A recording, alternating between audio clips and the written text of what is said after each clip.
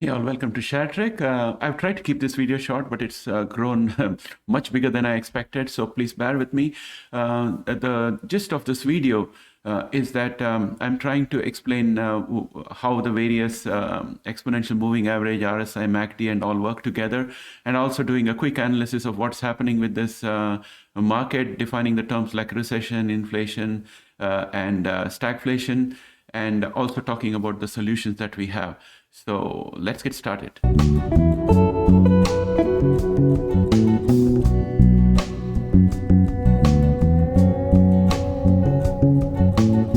So the structure of this presentation is going to be that we'll be defining the three states of economy that are very important for us, because these are the three states that people are talking about in the media. The first one is inflation, the second one is stagflation, and finally there is recession. So we want to understand what these mean and get a feel for it so that we can have a better idea of what is likely to happen and how it will manifest. And I want to explain the various indicators that I'm using in my technical analysis, like exponential moving average, MACD and signal line, resistance and supports, the RSI, the kind of tools that I'm using to look at the price movements and where it's going to go. That's from the technical analysis perspective. And from an economic perspective, talk about yield curve, what's a yield curve and what does it mean, and just get a crisp definition of the yield curve instead of it just being some vague term that is thrown around by economists on TV. Also explaining the impact of exchange rates, how it impacts an economy,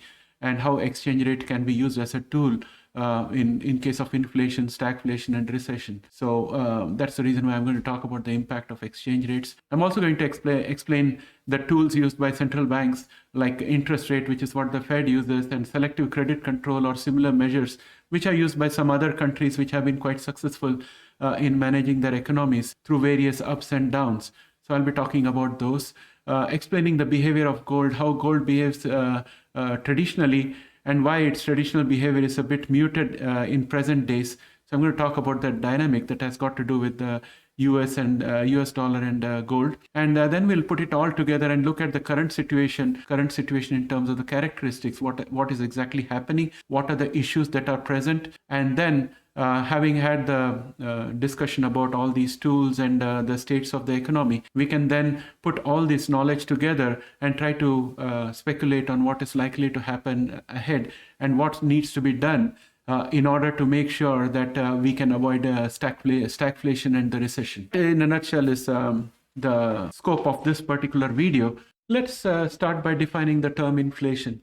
To me, the term inflation means that the value of the currency is going down. For example, if last week I could fill up my car with gas at the rate of $1 per liter, and today I have to pay $2, that means the value of my dollar has fallen down almost 100%. So that is the manifestation of inflation. The central bank aims to keep the inflation at around 2 to 2.5%, and in some countries up to 3%. And inflation is not bad in itself, because inflation leads to greater enterprise. Inflation leads to more entrepreneurships. People are willing to take risks, and they're willing to put up more businesses and generate more employment. So in an inflationary situation, not only is the price of goods and services going up, but also employment is going up, standard of living is going up, etc. However, when inflation is left uncontrolled, there is a very, very good chance that the quality of life and standard of living of individuals might fall below acceptable levels. And that's the reason why most central banks, especially in the G7 countries, are looking at curbing the inflation rate and keeping it somewhere around 2.5 to 3%. And in order to do that, they use the interest rate mechanism. Now, the causes of inflation are many. For example, demand can be greater than supply. So this would happen when, for example, there is a listeria outbreak in a food manufacturing facility, and that facility is supplying food for everybody in the country. Then what is going to happen is there is going to be a sudden shortage of food. The demand remaining the same, the shortage in food creates an inflation of the food prices, because now people are going to compete to get their hands on that limited quantity of food, knowing fully well that not everybody is going to get a unit of that food item. Demand-driven inflation can happen when a country gets a sudden influx of immigrants or people, and there isn't sufficient infrastructure and facility to produce goods and services to meet the increased demand. And therefore, people are going to compete for the same amount of limited goods and services, thereby driving prices per unit. So that's the way in which demand-driven inflation can take place. Sometimes the value of money falls because the government has pumped in too much money into circulation. For example, they have done public works projects or something like that and pumped in a lot of money. Subsidies are given, like during the COVID period, the government had just given checks to people so that they could sustain themselves. That was money paid without any productivity generated on the other end. And that went purely towards asking for goods, where the participants who are asking for goods have not worked in the factory producing the goods that other people want. So you can get the picture of how we have got reduced productivity and greater income in the hands of people for delivering that reduced productivity. And that leads to inflation. And generally, inflation situation has got a strong labor market, and the economy is growing rapidly. And sometimes the economy gets overheated, and the government decides to cool the economy. And as I mentioned earlier, G7 countries look at a threshold of 2.5% to 3% inflation. When inflation approaches anywhere near that percentage, they start doing cooling down measures. And when it goes to close to 1%, they start some easy money policy and try to keep everything between the 1 to 2.5% kind of range. The cure for inflation basically is dependent on what caused the inflation in the first place. And that's where we have a big controversy in my mind in terms of the way the current inflation is being diagnosed. Because this inflation, in my opinion, started due to COVID and the resultant supply chain shortages. So the remedy should have been to increase supply by some method or the other. And instead of that, what we did was we gave subsidies to companies, and we gave money to people to sustain themselves. And as a result of which, the supply chain bottleneck related shortage of supply has been aggravated further, because now the demand has increased more and the supply is still not there. So it's kind of worsened the situation, in my opinion. However, in this kind of a situation, it is inhuman to say that people will go without salary and how are they going to pay their rents. For example, the rent control and other things has distorted the housing market because all the camouflage weakness of the homeowners as well as renters is now going to come into open when all these forbearance and other measures are being rolled back. So all these are going to hit the economy, as we can see. So the supply side driven inflation can be eased by increasing the supply. Housing, for example, is a good area to talk about. If there's a shortage of housing and therefore the housing price is going up, the solution is not to give more money to people so that they can buy the house. The solution is to improve the permit process, make more land available for development, and do infrastructure work so that more parts of the cities are now accessible and ready for construction, and thereby increase the housing supply to meet the demand, and then the price of houses will ease. So that's a very good example to give. The other way is that if demand-driven inflation has happened, then you have to curb the demand. So how do you curb the demand? You curb the demand by putting a consumption tax or increasing the income taxes. You can do those kind of things in order to curb demand side inflation. Also, increasing the interest rate can help on borrowings. Curbing money supply is recommended when inflation is caused due to excessive money supply put into the market, just like the quantitative easing that we are coming out of right now, which is the reason why the Fed started tapering and stopped putting extra money into the market and bringing it all back. And the next level of that control is to increase the interest rate so that borrowing becomes expensive and people think twice before borrowing, and therefore less people borrow and less people spend, and thereby reducing the demand and reducing the inflation. All of these efforts are made towards equating demand to supply. When demand is too high and supply is low, you have inflation. When supply remains the same but demand goes up, you have inflation. So the next term to talk about is stagflation, which is characterized by slow economic growth with high levels of unemployment, but still the prices continue to rise despite falling levels of employment. So the most recent record of stagflation occurred in 1970s as a result of monetary and fiscal policy as well as an oil embargo. So concerns around stagflation will arise if growth cools and inflation remains high amid the COVID-19 recovery, especially with the oil prices being so high. It's equivalent to the effect of what happened when they had an oil embargo. So we should basically look at the high oil price as one of the major drivers and put all our efforts to reduce the price of oil so that the inflation doesn't flow through and start creating a problem for the economy. Right now, our inflation rate is at 7.5% as of last reading. This is pretty high and it's unsustainable. So some emergency measures need to be taken, and Fed is responding by putting a higher interest rate. But we also need to work at incentivizing switch to other energy sources like hydrogen and electricity from solar panels and windmills and those kind of things. Also giving incentives for electric vehicles so that the dependence on gas can be reduced. So all those measures need to go. Renewable energies have to be boosted at this point of time, in my opinion, in order to get a control over this. Of course, it cannot result in an immediate solution or in immediate resolution of the situation. It will take some time, but better start now, because whenever times are good, nobody wants to look at alternative energy sources, and this is the right time to do it, I suppose. Now, in terms of cure for stagflation, exchange control measures can be done. So if the US dollar was strong, then all imports are going to become cheaper, and as a result of which the domestic inflation can be tempered down. But that also has got other issues in terms of making US exports much more expensive and causing a tendency to have a trade deficit, which is not a good thing. Now, if you look at the export control measures, we could say that a country which is experiencing inflation can put a temporary ban on exports to make sure that its own citizens are able to buy goods and services instead of them being exported. And this is typically felt more acutely when it comes to food materials.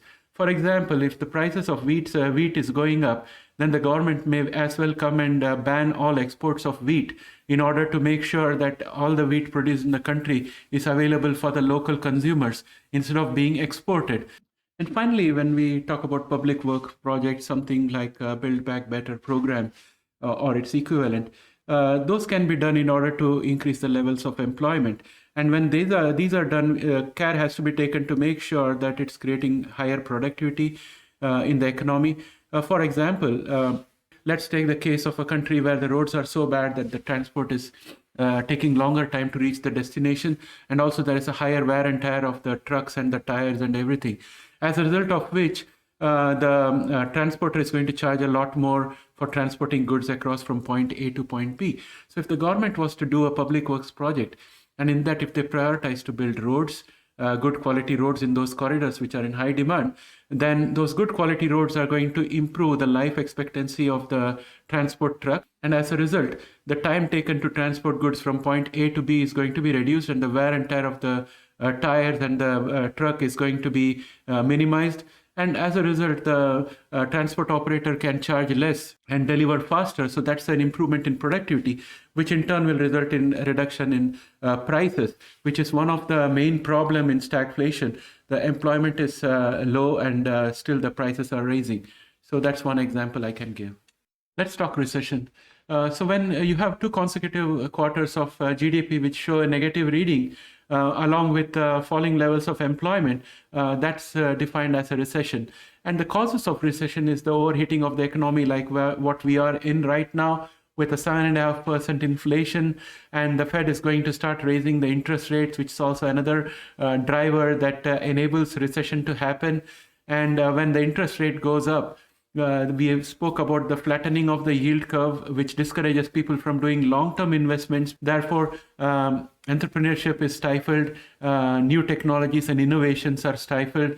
As a result, the economy stagnates and new employment is not created. So those are the causes. And again, deregulation could also be another cause when the government decides to deregulate a particular sector. For example, the banking sector was quite free to go ahead and create mortgage-backed securities and start financing a lot of housing in the last decade. And we saw how it ended up with a mortgage crisis and a foreclosure crisis, which brought down the economy. Similarly, there could be asset bubbles, like if there was a big stock market crash, that could also lead to a recession. So those are all the causes. In terms of cures, boosting the government spending is a proxy for replacing the spending that would have been done by individual private entrepreneurs because they can't do it now. The government could do it. Reducing taxes, for example, will put more money in people's hands and they would be able to spend, and thereby boosting demand and trying to generate employment through that. And the other way the government could help is by reducing interest rates. And sometimes when interest rate tools are not available to the central bank because the interest rate has already been reduced, the bank can then go for quantitative easing, which is what the Fed did when they had no more room to cut interest rates. And then you have the public works projects. I prefer the public works projects the best, because instead of doing a free handoff of money to the banks to lend, it's better for the government to identify pain points in the economy which can be worked on in order to improve productivity and thereby make the economy stronger and come out of the recession. Now let's look at our dashboard that we use for looking at price movements and how it goes. So we have a tool set that we use to detect the trends, and we are going to understand what those are and how they operate. And we're also going to understand how the market records its memory on the stock chart. So when you see the price chart, I'm drawing various levels which are resistance and support. So I'm going to talk about that and explain how I look at it. And let us look at various tools the government uses to control the economy. And we'll put it all together to draw conclusions on what is happening right now in the economy and make our own interpretation on where it is heading and what can be done to correct it. Let's start by talking about exponential moving average. We have two types of average. One is simple moving average. So if I wanted to take a 10-day simple moving average, I just add up the prices for the 10-day, let us say closing price of a stock for 10 days, and divide it by 10. That gives me one reading. So a series of those readings will form a graph, which will be my 10-day simple moving average. But when I'm talking about 10-day exponential moving average, we have a little extra weight for the latest price. Now, if we look at exponential moving average, all exponential moving average are not the same, because a 9-day exponential moving average has got a higher weightage for the current reading as compared to a 100-day exponential moving average, because the 9-day exponential moving average has got just 8 readings along with the current, the latest price reading, and there's a slightly higher weightage given to the latest price reading. But when you look at a 100-day exponential moving average, you have got 99 days as against the 9 days that we have in the 9-day exponential moving average. So the 99 days plus a little extra weightage for the latest reading is what constitutes the 100-day exponential moving average. As a result of which, the longer term exponential moving average like 100-day and 200-day are much more smoother and are not immediately reacting to the latest price. Whereas the shorter exponential moving average like 9-day or 5-day or 4-day exponential moving averages will be much more closer to the current price and will fluctuate wildly, and they would have sharp edges if possible, whereas a 100-day moving average or a 50-day moving average will be much more smoother. And when we come to MACD, which is the moving average convergence and divergence, we are using the exponential moving average and configuring them in a manner in which we can see the strength of the movement, the direction of the movement of prices. We use the 9-day exponential moving average as the signal line because it is much more responsive. And then we look at the difference between the 12-day and the 26-day exponential moving average, plot it into a graph, and that twines around the signal line. And that shows how much strong the price movement is. The stronger the price movement, that's that much more impact on the MACD. So that's how I would explain the MACD. So when we read the MACD along with some other indicators, we get a much more reliable probability of the direction in which the price is likely to move. It's a lagging indicator because we are taking the readings from the last 10 results and then putting it together. So it's a lagging indicator nevertheless, but still it gives some clues as to the momentum and the direction of the price movement. Now let's talk about resistance and support. In my opinion, resistance and support is memory recordings of the market participants, recordings of pain and recordings of pleasure. That's how I see it. Because when we approach a resistance, let us say, for example, the resistance is $100 and it's a particular share, let us say share A. The participants, when they approach the resistance, a good portion of them would remember that that is the price at which they sold the share and took profits. And therefore, they are going to have a memory of having made profits out there. And when they do their mental risk reward calculation, they're going to say, oh, if I sold at this level 3 months ago and took a profit of 15%, am I really thinking that the price is going to go beyond this? And if it does go beyond this, how much percentage is it going to go? 3% or 2% or whatever? So in their mind, the risk reward is skewed towards more of risk. Therefore, there'll be lesser bidders when you approach the resistance price. And if the suppliers remain constant, they're going to see that the number of people bidding for the shares at that price is reducing. Therefore, some of the sellers who really want to take the cash and put it somewhere else are going to reduce their price and sell it at a lower price. And that's how resistance gets validated. So that's how I would explain resistance. When it comes to support, again, the memory of the participants works out there. So if we reach a support line, we always reach from above. And when we come to support, most of the participants are looking at the support price and saying, I remember 3 months ago, I bought this share at this price, which is say $90, and I sold it for a profit of $10. So that was a great deal that I had. So maybe if I buy at this level, I can repeat that deal and I can get profits. And in any way, the price is much lower than the price at which I sold. So there are happy memories out there. So in their mind, when they do the risk reward calculation, the calculation more skewed towards rewards. So as a result, the number of buyers willing to buy at that price increases. And if the number of sellers remain constant, then what happens is that the buyers compete among themselves and bid the price up, and the share price bounces back above the support price. And that's how support gets validated. So this is the mechanism in my mind of support and resistance.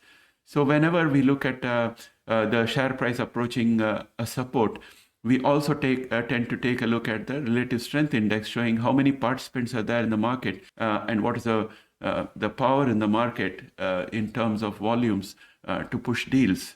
For completeness, I would like to throw in a slide on RSI. So as it says here, the relative strength index is a momentum oscillator that measures the speed and change of price movements by oscillating between 0 and 100.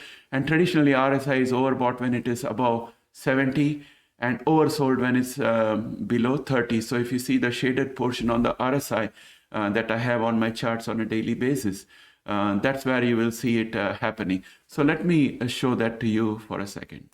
So let's look at this chart for Apple. This is a 1-year chart with each of the candles being a 1-day candle.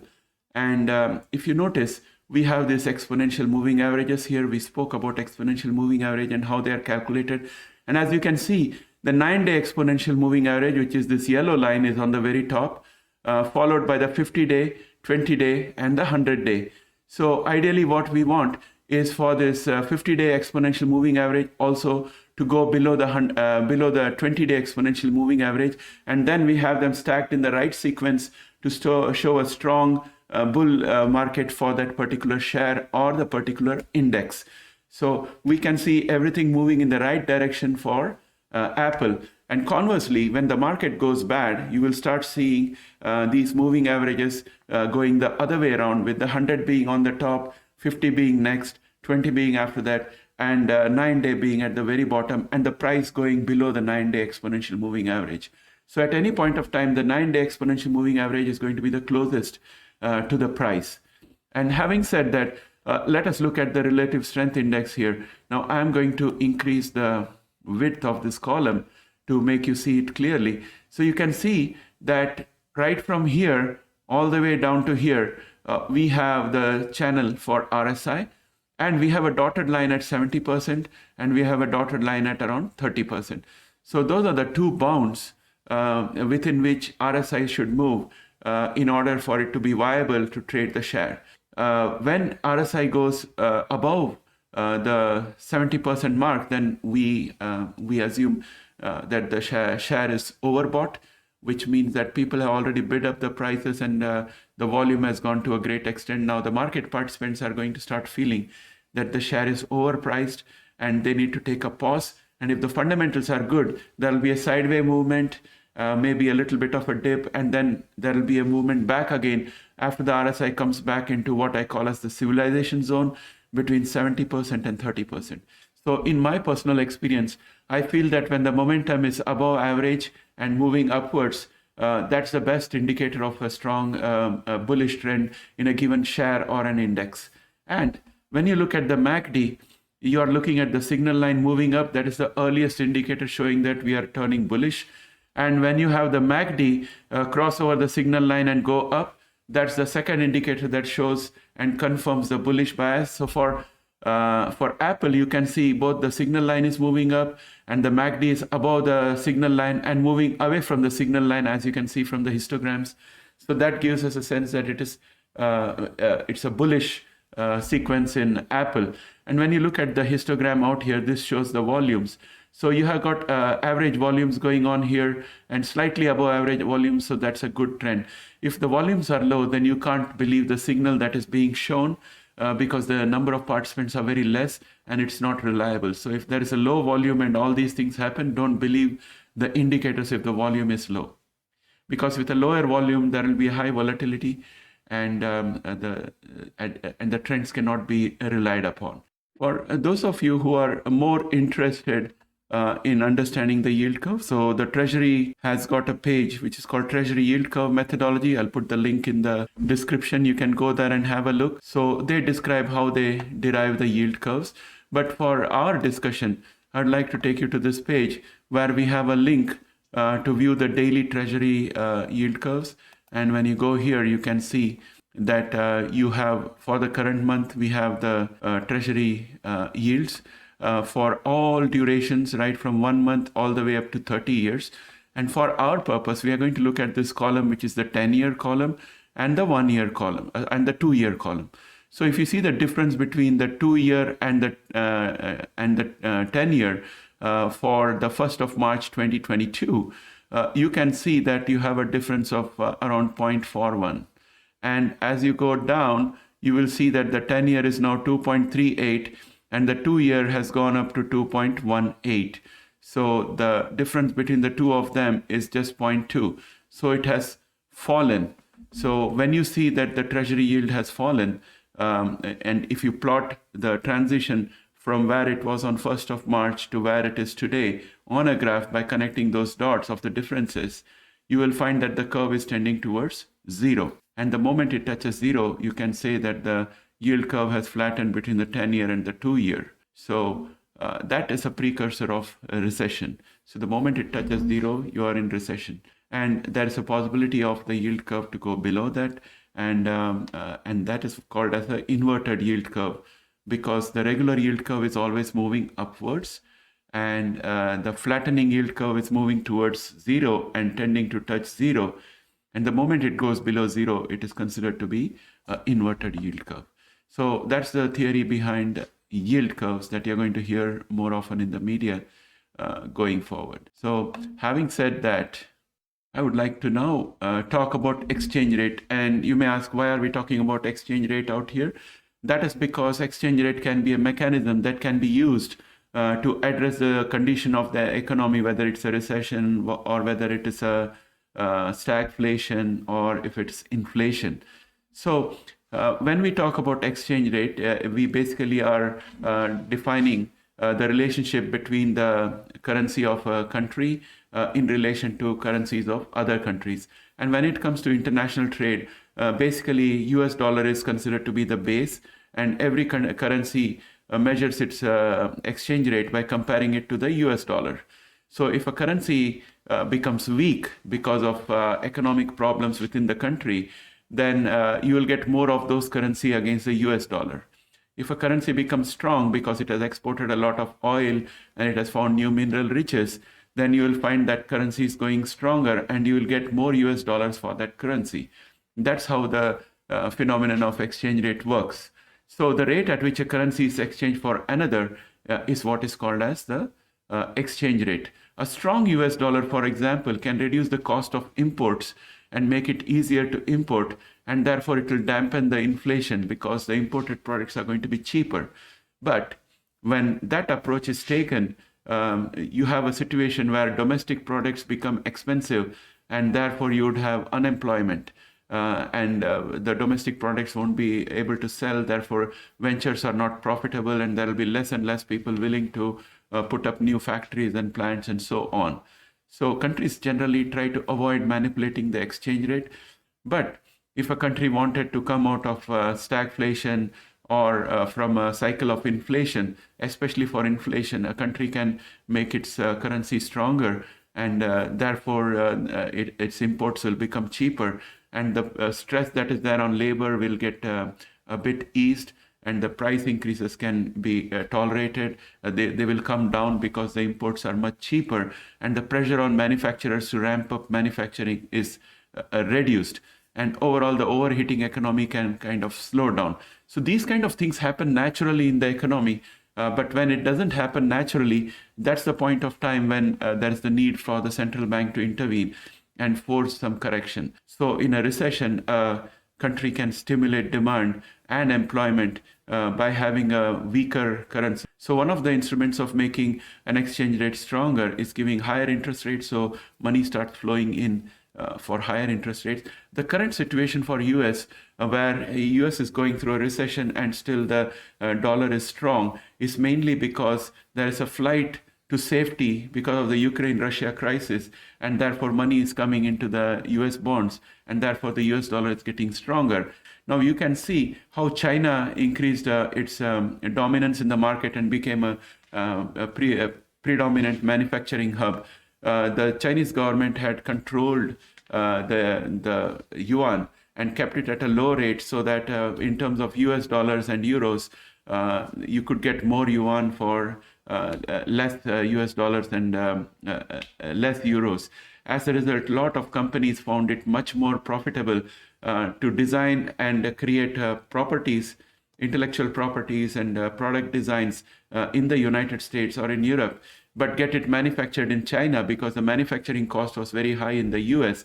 So outsourcing of manufacturing started, and China became the hub for manufacturing. And as China started manufacturing more and more and the demand increased, there was inflationary pressures within China, and also income equality also grew up because it was an artificially controlled currency which was at a lower level. And then US started complaining that China was fixing currencies and it was not being fair in its approach because the local employment levels dropped. There was an outcry against outsourcing, whether it was outsourcing of manufacturing to China or outsourcing of software and services to India. Basically, what was happening was local employment was falling and the local purchasing power was falling, and that was creating a lot of political problems. And the prosperity was moving from the United States into China and India and other countries. And those countries saw a growth of middle class and growth of millionaires and billionaires. So that is the story of how exchange rate works. So having said that, let us look at other tools that a central bank may have in order to control the economy and address recessions as well as stagflation and inflation. So we have already seen that the Fed works with the interest rate and a target of around 2.5% inflation. So that's how the Fed handles. The other countries like India and China have other measures. Like India has something called as a cash reserve ratio and a statutory liquidity ratio for banks. So the SLR is something which is mandatory, that is required.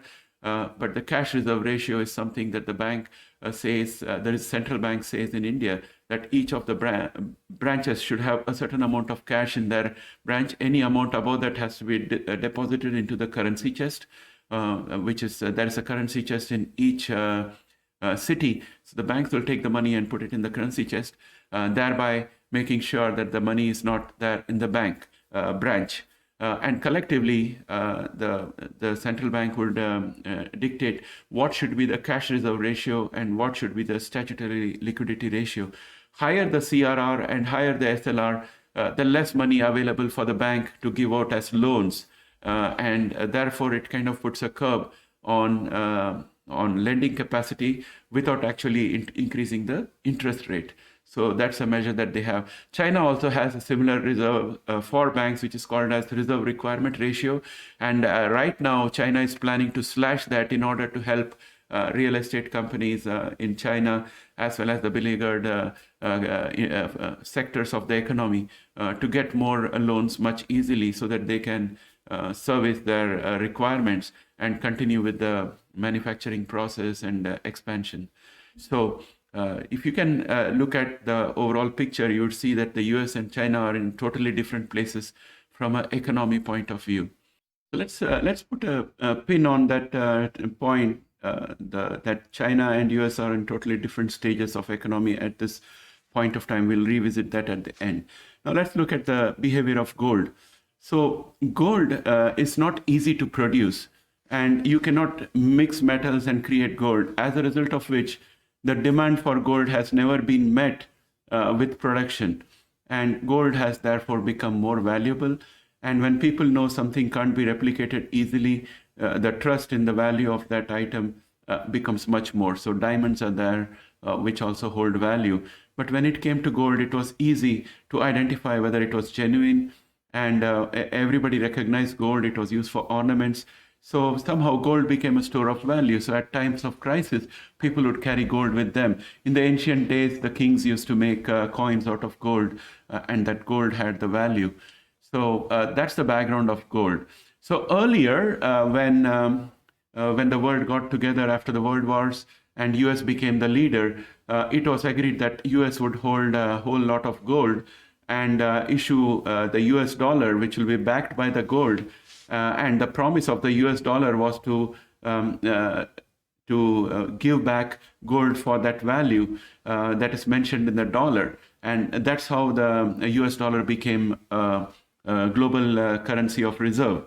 So US dollar took the attributes of gold, because now you could just take the US dollar back to the government and request for gold, and the US government will give you exactly the same amount of gold that the dollar was worth. And printing of dollar was linked to putting more gold into the reserve. So you have Fort Knox with a lot of gold in it. Somewhere around the line, France decided that they wanted gold rather than US dollars. So they started returning US dollars and requesting gold. At that time, President Richard Nixon decided that this is not something that US wanted to do. So he came up with a rule that gold is no longer going to be backing US dollar. And if France wanted to get the gold, they could buy it in the open market using the US dollars. So that's how the US dollar was no longer backstopped by gold, and it became a true fiat currency. And now the US dollar that you have is just a promise from the US government that it will give you a value of $100 if you have $100 bills. So the entire value of the US dollar is derived by the trust that the participants have in the US government, that when demanded, the US government is going to pay it back. So that's why when in the early days of the Trump presidency, when President Trump responding to the fact that China has got a lot of US bonds and that US is indebted to China, Trump had famously said that in business, I used to give cents on dollars and people are willing to take it, and that's what we should do. It was a very dangerous thing to say, because if the trust of the world in the US dollar goes down, then the value can plummet like anything. However, nobody who is holding dud assets wants to reduce the value of their assets. So nothing bad happened at that point of time, because it was mutually assured destruction. So all countries maintained their cool, and they knew that there is the Federal Reserve and there are other responsible leaders who are going to make sure that US meets its responsibilities. So at that point of time, the talk was curbed, and Trump never mentioned that again. So that was good. So US dollar remained strong, and the equilibrium in the world remained in place. But that's the reason why we have the development of cryptocurrencies like Bitcoin and Ethereum, because they wanted to make sure that the value can be stored reliably and there'll be no politics attached to it, and that it will be decentralized, so that no government would be able to control the value of the currency, and no country would be able to control the flow of the currency. So that's the reason why we had the phenomenon of Bitcoin and Ethereum and all the cryptocurrencies that we see today. Because if the US dollar is just a promise by a government, then you may as well have a cryptocurrency which is a promise by a decentralized group of people saying that we are all going to be custodians. None of us can individually control any transaction or anything, but jointly we are going to ensure that the value is maintained and the ownership records are maintained. So that was the proposition that caught the fancy of a whole lot of people, and cryptocurrency like Bitcoin and Ethereum became much more prominent, and now they are worth trillions of dollars because people have put their trust into cryptocurrency. So that's the story behind that. That was a slight detour, but it's close to my heart, so I thought I will talk about that to you. Next, let's take a look at the current situation. So we now know what are the various conditions of the economy: inflation, stagflation, recession. We know how they are defined. We also know what is the yield curve and how it works. We also know what is the interest rates and how it can be used. We know how the exchange rate works. So let's look at the current situation with all those things in the background. So inflation right now is at an all-time high of almost 7.5%. As of last reading, and we don't know what the next reading is going to be when inflation stats are presented again. So at least we don't see any signs of inflation reducing. Supply chain issues are still persistent. The product prices are higher, and oil price also remains high due to Russia-Ukraine crisis, and we don't have a resolution in sight. And as we know, high oil prices will feed into more inflation. So we also should remember that Iran has the fourth largest oil reserves. And at one point of time, it was churning out 2.8 million BPD in 2018. And it has now gone to as low as 200,000 because Trump decided to withdraw from the 2015 nuclear deal and reimpose sanction. So getting Iranian oil back would kind of help us at this point of time, at least as a short-term measure. Labor market is very tight in the USA right now. And the inflation is super high in Turkey. They have got hyperinflation where it's approaching 50%. China is struggling with problems in its real estate sector, and economic experiments that it has done to create income equality and all is having a problem. And China now needs to stimulate its economy and prop up the sectors that have become very weak due to the issues that it has faced by artificially controlling its currency. So this is contrary to what is happening in USA. US economy is getting overheated. There is very high pressure on labor. There is not enough people to be recruited and put into work. The demand for goods is going sky high and the inflation is going high. Whereas for China, it's a different situation. So we still have the COVID variant going on, which kind of caused a problem for China also because they closed down some manufacturing hubs. Which created extra pressure on the supply chain and more pressure on inflation in the US. So this is the overall situation. Then we have the new variant which has come up in Europe, which is much more virulent than Omicron, and we do not know what its fatality rate is. But the countries have all decided that we just want to let things roll out, let the hospitality sector open up, let the global movement of people get started. We just need the economies to be going around because we can't anymore prop up our economies. So no more free meals for anybody, no more free subsidies from the government. Everybody has to take care of themselves. So we are kind of not taking the new variant as seriously as we did with the Delta and all. So let us see how that goes. And hopefully it turns out to be a variant that doesn't cause much casualty and hospitalization. And with the high levels of vaccine proliferation around the world, I think we should be in a position to control them. So what needs to happen now is that first, I think the first priority should be to have a deal with Iran to reduce oil prices, allowing them to export the oil. In order to do that, the nuclear deal has to be brought back to the table, renegotiated and put in place. And I think Iran is willing to do that. And this is the right time to get it done. So that should be a top priority. Along with that, we also need to work at resolving the Ukraine and Russia conflict and getting that under control. So those two things together will kind of slow down the oil price from going up and maybe calm it down to a reasonable level so that it doesn't feed into the inflation anymore.